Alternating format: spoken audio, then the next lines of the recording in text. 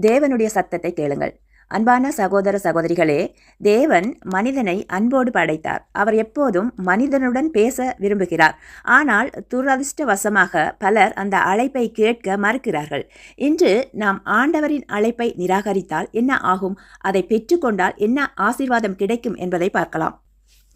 இதோ வாசற்படியிலே நின்று தட்டுகிறேன். ஒருவன் என் சத்தத்தை கேட்டு கதவை திறந்தால் அவனிடத்தில் நான் பிரவேசித்து அவனோடே போஜனம் பண்ணுவேன், அவனும் என்னோடே போஜனம் பண்ணுவான்.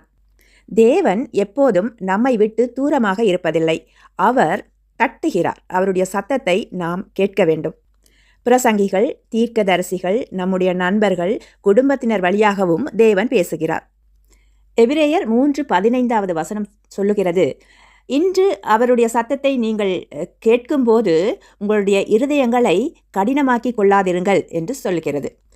எகிப்து பார்வோனுக்கு கர்த்தர் பல முறை எச்சரித்தார். ஆனால் அவன் கேட்கவில்லை. முடிவில் அழிவை சந்தித்தான்.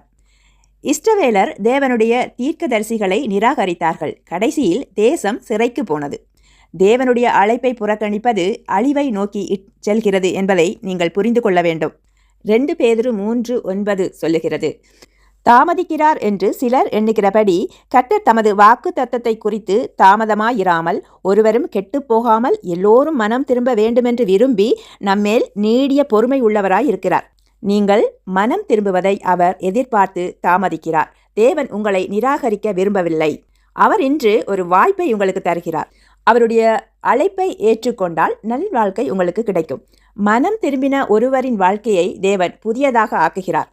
ஆகவே அன்பானவர்களே, இன்று ஆண்டவர் உங்களிடம் பேசுகிறார். அவர் தட்டுகிறார். அவர் காத்திருக்கிறார். இன்று அவருடைய சத்தத்தை நீங்கள் காது கொடுத்து கேளுங்கள். உங்கள் இருதயத்தை கடினப்படுத்தாதீர்கள். கதவை திறந்தால் இயேசு உங்களுடன் வந்து உங்களை வாழ வைப்பார். இன்று அவர் சத்தத்தை கேளுங்கள் என்பது தேவனுடைய செய்தி. ஆமேன்.